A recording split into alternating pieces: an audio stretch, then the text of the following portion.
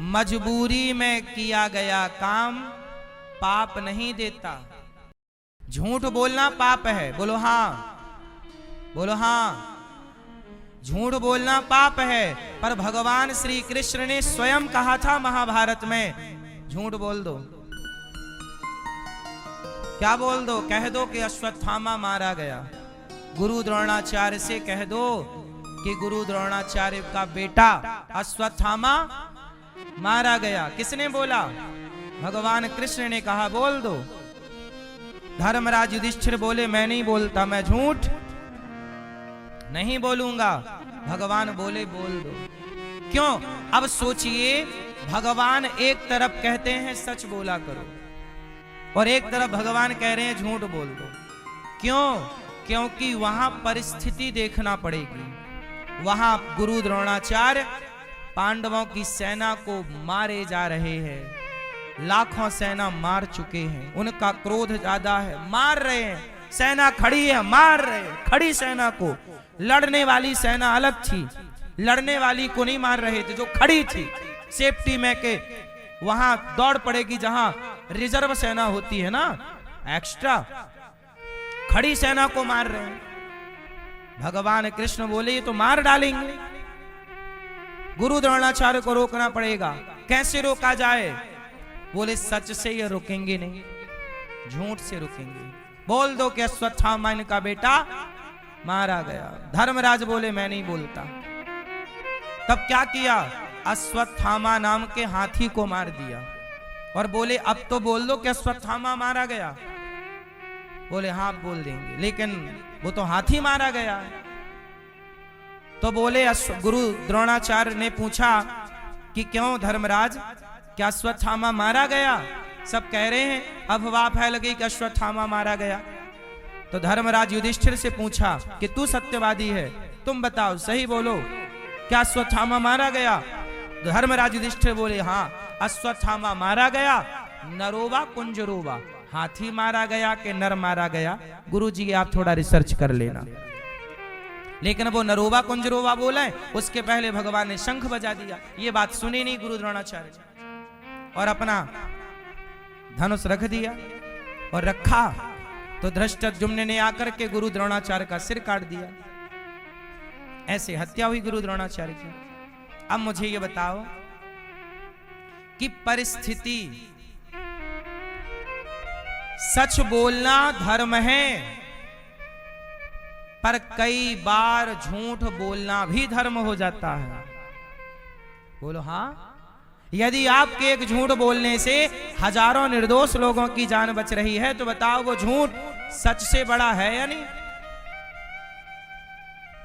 हजारों गाय की रक्षा हो रही है आपके झूठ से, तो वो झूठ सच से बड़ा है या नहीं? वो परिस्थिति क्या है, सिचुएशन पर निर्भर करता है कि उस समय हम जो कह रहे हैं वो बात सही है कि गलत। कई बार गलत भी सही होता है और सही भी गलत हो जाता है। इसलिए धर्म को बड़ी बारीकी से समझना पड़ता है। इसलिए मेरी मां, आप लोगों से बस मेरी यही विनती है कि मां, आप पाप से बचना। मांस खाना, यदि आपके प्राण जा रहे हैं, कोई विकल्प नहीं, मर जाओगे आप, उस स्थिति में चलो किसी के प्राणों को बचाना कि आपके पास अन्न है ही नहीं, दूर दूर तक नहीं है। आपके देश में अन्न नहीं होता, चावल नहीं है, दाल नहीं है, गेहूं नहीं है, कोई भी, केवल मछली है। तो उस परिस्थिति पर यदि आप मछली खाते हैं तो वहां आपने अपने प्राणों को बचाने के लिए खाया है। वहां आपका धर्म है, आप अपने प्राणों की रक्षा करें। स्वयं के प्राणों की रक्षा करना भी धर्म है। लेकिन ये बात केवल वहां सीमित है जहां विकल्प ना हो। अब आपके पास फल हैं, तमाम पदार्थ हैं और फिर भी आप सब छोड़ के मछली खाओ तो फिर आप पाप के भागी बनेंगे, क्योंकि यहां विकल्प है। बात समझ में आ रही है कि नहीं? अब आप कहो जी नहीं जी, देखो लिखा है कि मांस खा लेना चाहिए। अरे मांस खा लेना चाहिए, किस परिस्थिति में ये बात कही जा रही है? एक गुरुजी थे, उनका चेला पीता था बीड़ी, बीड़ी पी रहा। गुरुजी को पता लगा कि चेला बीड़ी पीने लगा। बोला, ए यहाँ बीड़ी पीता यहाँ? गुरुजी आदत लग गई है बीड़ी पी। गुरुजी बोले, ये बता तू दिन में कितनी बीड़ी पीता है? बोले, गुरुजी मैं दिन भर में कम से कम 10 बीड़ी पी जाता हूं, दिन भर में 10 बीड़ी पीता हूं। गुरुजी बोले, सुन बीड़ी छोड़ दे। गुरुजी आदत बड़ी बुरी है गुरुजी, एकदम से नहीं छूटेगी, कुछ आप आज्ञा करो। तो गुरुजी बोले, सुन तू फिर संडे के संडे बीड़ी पिया कर, तू संडे के संडे बीड़ी पिया कर। हाँ गुरुजी चलेगा, चलेगा। अब लो भैया, अब गुरुजी ने कहा संडे को बीड़ी पिया कर। अब उसने तो बोला अपने सारे मित्रों को, सुनो गुरुजी ने बोला है कि संडे को बीड़ी पीना चाहिए। अब जितने मित्र थे सबको संडे को बिठा के बीड़ी पिला रहा है। गुरुजी आए, क्यों रे सारे बीड़ी पी रहे हो? बोले, गुरुजी आपने ही तो बोला था संडे को बीड़ी पीना। गुरुजी ने उसको बोला था और उसको लगा कि गुरुजी बोल रहे हैं कि संडे को बीड़ी पीना चाहिए।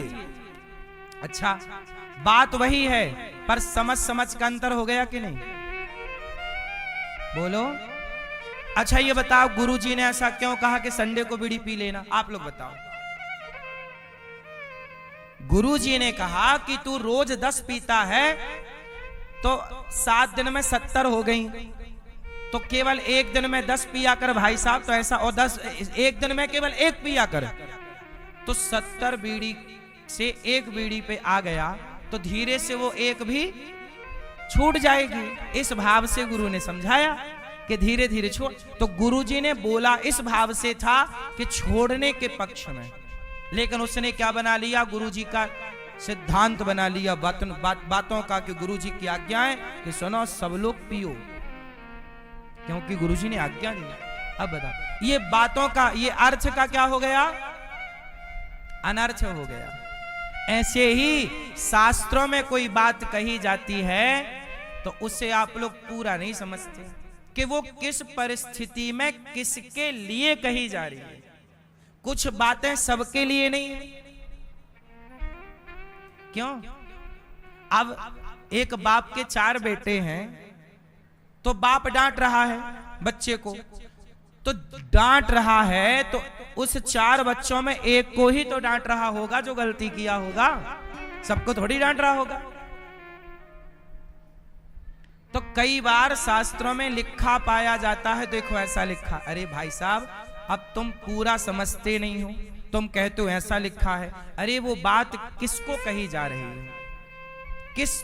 अब जैसे उदाहरण देता हूं मैं, रामचरितमानस में एक चौपाई है, उस पे लेके बड़ा विवाद होता है। ढोल गंवार शूद्र पशु नारी सकल ताड़ना के अधिकारी। इस चौपाई पे ना बड़ा नेता लोग हंगामा करते हैं। लोग कहते हैं तुलसीदास जी ने गलत लिख दिया। तुलसीदास जी ने गलत नहीं लिखा, तुम्हारी अक्ल में ताला पड़ गया है, तुम्हारे को समझ नहीं आती तो हम क्या करें। देखो क्या बात कही जा रही है तुलसीदास जी के द्वारा और लोग क्या समझ रहे हैं। कही जा रही है कुछ और समझ रहे हैं लोग। क्यों भैया, बात सही है? कई बार आप कुछ कहना चाहते हैं और सामने वाला समझता है कुछ और। क्यों ऐसा होता है? गलतफहमी कि नहीं? कई बार पत्नी कहना कुछ चाहती है, पति समझ लेता है कुछ और गलत समझ के मुंह फुला लेता। तुमने ऐसा कह दिया जबकि वो बात थी ही नहीं जो तुम समझे बैठे हो। गलतफहमी पैदा हो जाती है। बोलो हाँ, ऐसा होता है कि नहीं घर परिवार में? कई बार पति बोल देता है कुछ, उसका कहना कुछ और था और पत्नी ने समझ लिया कुछ और। ऐसा होता है। तुलसीदास जी कहते हैं ढोल गंवार शूद्र पशु नारी सकल ताड़ना के अधिकारी। ढोल मतलब ढोलक, ढोल नगाड़ा, ढोल है ना भाई, ढोल ढोल बाजे वही वाला ढोल, ढोल गंवार, ढोल गंवार। क्या बोलते तू, एक नंबर का गंवार है।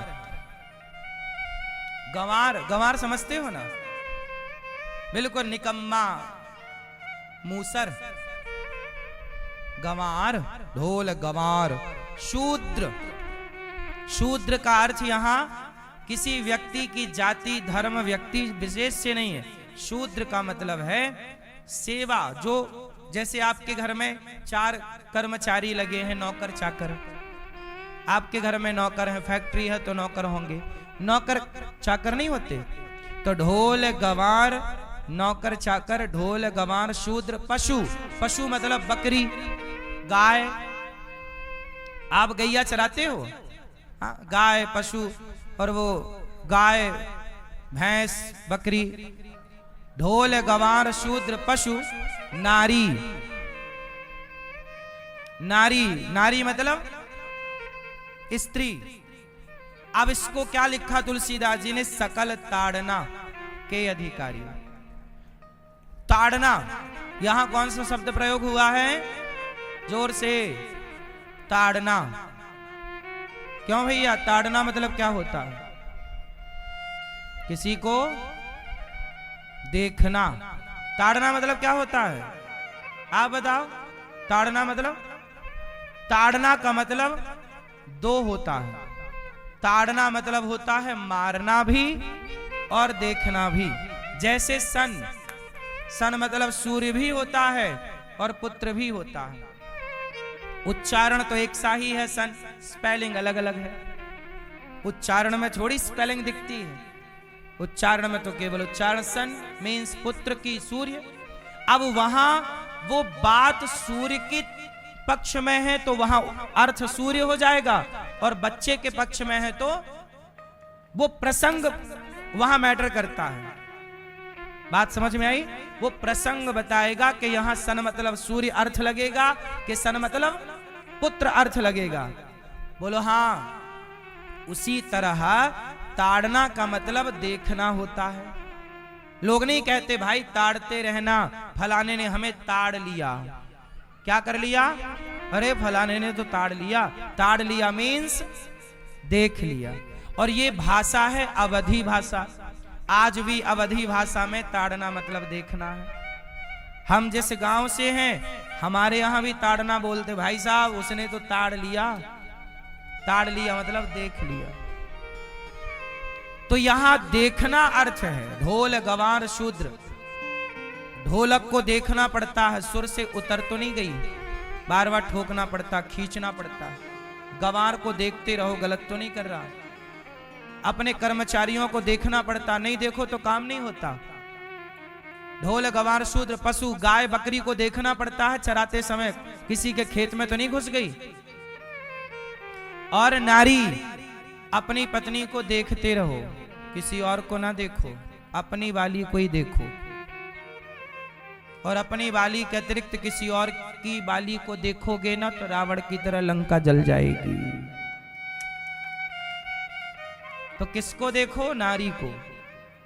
यहां देखना अर्थ था, लेकिन नेता लोग इस पे विवाद खड़ा कर दिए। बोले मारने का कह रहे हैं तुलसीदास जी, तुम्हारी हरकत मारने वाली होगी तो मारा भी जाएगा, वहां अर्थ बदल जाएगा। यदि तुम्हें हम प्यार से समझा रहे हैं, समझ जाओ। साम दाम दंड भेद। भाई माँ बच्चे को समझाती है, ए उधम नहीं कर, बैठ जाओ चुपचाप, चल पढ़, पढ़ो जल्दी। बच्चा नहीं पढ़ रहा फिर भी उधम, फिर भी मैया यहाँ चटा चटा चटा, रोता सो जाता। बोलो हाँ। तो माँ पहले क्या करती है? बच्चे को समझाती है, और नहीं समझे तो बोलो मेरी माँ मारती है। अब मारती है इसका मतलब ये नहीं होगा कि माँ दुश्मन है। माँ ने मार दिया बच्चे को तो क्या माँ दुश्मन हो गई? हाँ।